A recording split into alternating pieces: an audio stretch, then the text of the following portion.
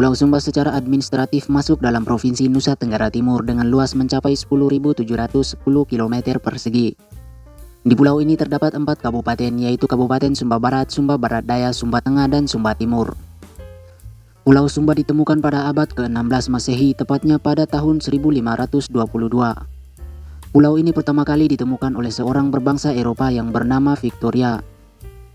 Kala itu, Victoria bersama awaknya berlayar menuju Sabu dan Sumba. Dalam rombongan Victoria terdapat seorang kapten bernama Antonio Pigafetta. Pigafetta lantas menggambar peta dan diberi nama Cendam, atau yang sekarang kita sebut dengan nama Cendana. Lalu dieja lagi agar lebih mudah disebut dan sampai sekarang yang kita kenal dengan nama Sumba. Berbicara tentang Sumba akan terasa kurang jika tidak membahas tentang kuda.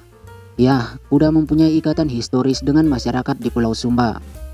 Kuda telah menjadi bagian hidup masyarakat di pulau paling selatan Indonesia itu sejak abad ke-18. Kuda Sumba aslinya berupa kuda poni yang kemudian diberi nama kuda sandal atau kuda sandalwood poni.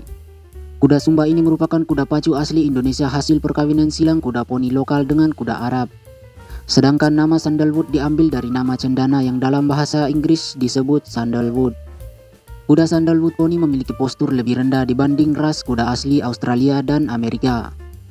Tinggi punggung kuda ini sekitar 130-142 cm yang memudahkan untuk ditunggangi. Keistimewaan kuda Sumba terletak pada kaki dan kukunya yang kuat serta lehernya yang besar. Daya tahan kuda ini juga istimewa, yang dilengkapi dengan warna-warna yang bervariasi, mulai dari hitam, putih, merah, abu-abu hingga belang.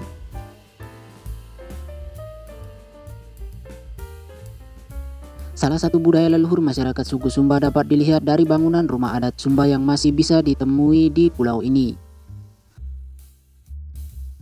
Di kampung ini terdapat 38 rumah adat Sumba. Jumlah ini merupakan yang berhasil bertahan setelah kebakaran hebat tahun 2000 silam. Rumah adat Sumba biasa disebut dengan Uma Bokulu atau Uma Embatangu.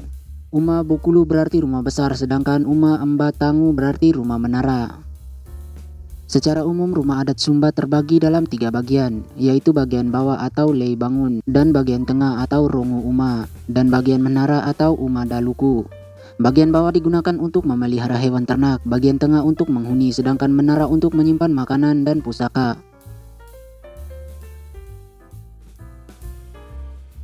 Masyarakat suku Sumba meyakini bahwa leluhur mereka bersemayam di menara itu sehingga mendapat perlakuan khusus.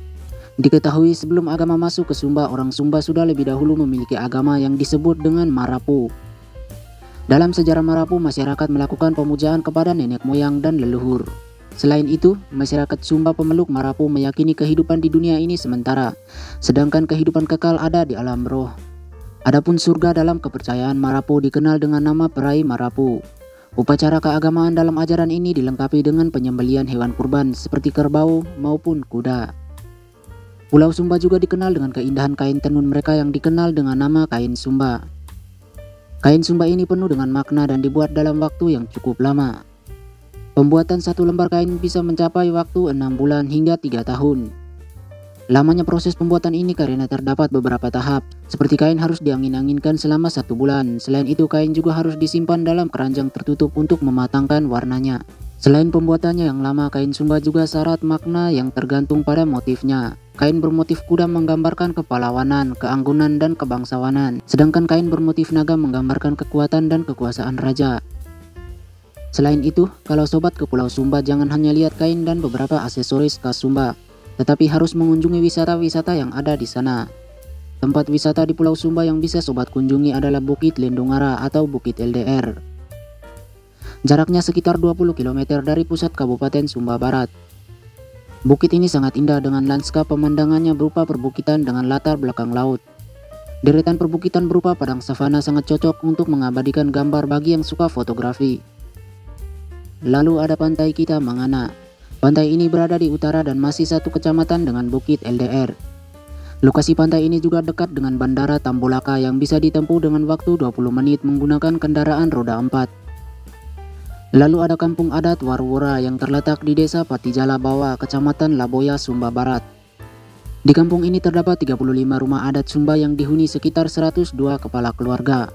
Lalu ada Bukit Cendana Hill, berada di desa Cendana, kecamatan Mamboro, Kabupaten Sumba Tengah. Lanskap Bukit Cendana sepintas mirip Bukit LDR di Kabupaten Sumba Barat Daya. Tetapi di Bukit Cendana hamparan padang sabana lebih luas dengan pemandangannya sekaligus bukit dan laut. Tetapi di Bukit Cendana hamparan padang sabana lebih luas dengan pemandangan sekeliling bukit dan laut. Udaranya pun terasa sejuk meski matahari tepat berada di atas kepala. Mimin pastikan siapa yang berkunjung ke bukit ini akan betah berlama-lama. Nah sob, itulah sedikit ulasan tentang Pulau Sumba. Semoga informasi ini bermanfaat dan sampai jumpa di video berikutnya.